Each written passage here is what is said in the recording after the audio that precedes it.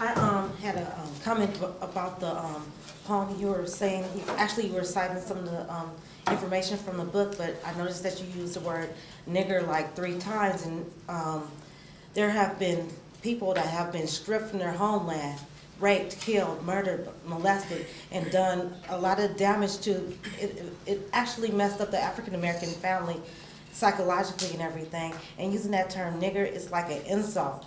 And you use the also word mother. I can't say it out loud, but they had some Africans. They would have to sleep with their own mothers and just pass them around for bucks and stuff. And did you know that Malcolm X converted to Christianity before he passed away? All right, let me address those. I appreciate those points. I'm a fiction writer, so my concern, first and foremost, primarily and entirely, is to convey the reality of the world in which my characters live. So, for me to write a book about race in America and avoid the N-word, to me would be impossible. It's not a word I use in my life. It's not a word you'll hear me ever utter, except if I'm reading from my book and dealing with a character. But, I have characters who use it. I have racist characters who use it. I have hip-hop generation characters who use it. And for better or for worse, it's a fundamental part of the lexicon and the conversation. So it's in that context that I use it. And, to me, it's something that we have to grapple with. I certainly don't endorse the use of it by white people. I say that, I haven't just said it, right? But I'm saying it in character from a book. So that's where it's coming from there. In terms of profanity, different people have different views on it.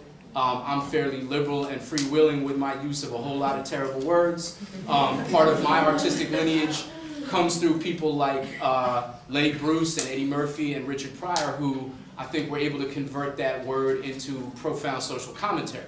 So that's where I'm coming from with it. In terms of Malcolm X converting to Christianity before his death, you'd have to show me some facts on that one. Actually, he did. My father also has this book on slavery and everything. He goes into it's really Okay, well, we can talk about it later.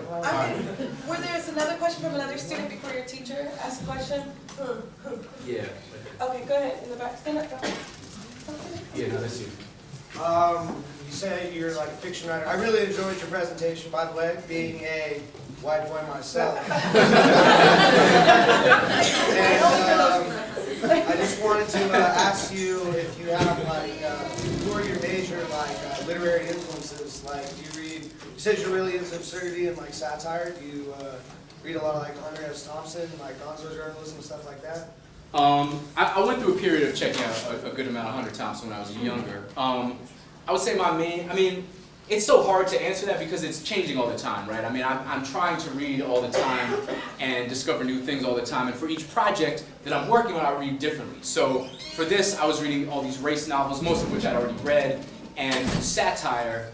The thing I'm working on now is this kind of sort of magic realist graffiti novel, so I'm trying to read folks who are dealing with that kind of realm. Surrealism, absurdity, magic, realism kind of stuff. So in that vein, I've been reading a lot of Roberto Bolaño, Haruki Murakami. Been going back to Jonathan Lethem, who does some interesting things on that tip. I would say in terms of overarching literary influences, James Baldwin would probably be #1 for me. That's my guy. That's the guy I go back to time and again because I think his the complexity of emotion that he brings to a book is so profound. His inhabitants of different characters, his just the way that he has his pulse on so much of what humanity seems to be about is always very humbling for me. So I go back to Baldwin all the time.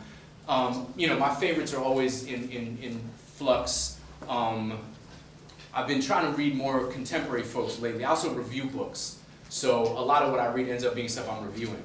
I'm trying to think of other sort of long-time favorites. Joseph Conrad, Dostoevsky is a favorite of mine. Philip Roth is somebody that I like a lot. Ellison.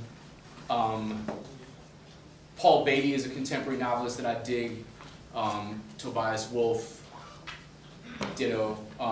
The list kind of goes on and on. I don't have a real firm sort of top 10, but I try to keep reading.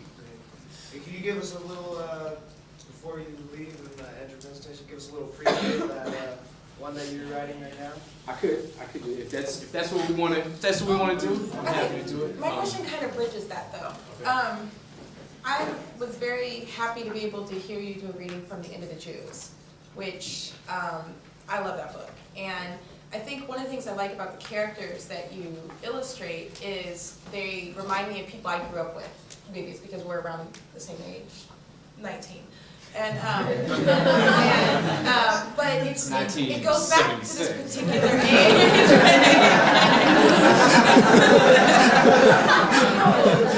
It's called loud talking.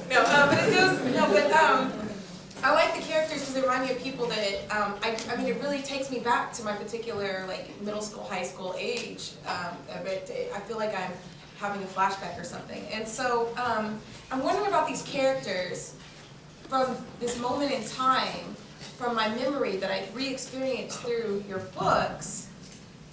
And so this is like a three-part question.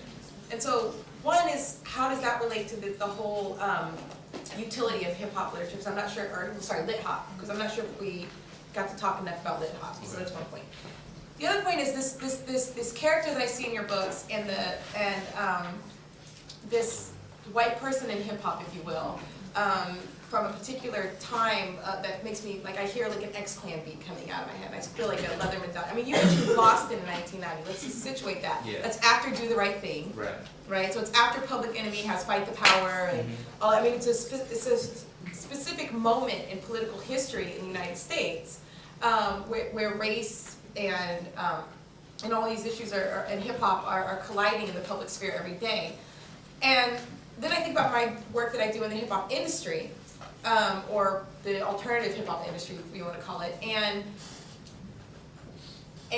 whiteness in hip-hop cultural practice today among maybe younger people. It's different from the memory that I remember from my youth in the Midwest, and then it's different from these characters that I see in these books.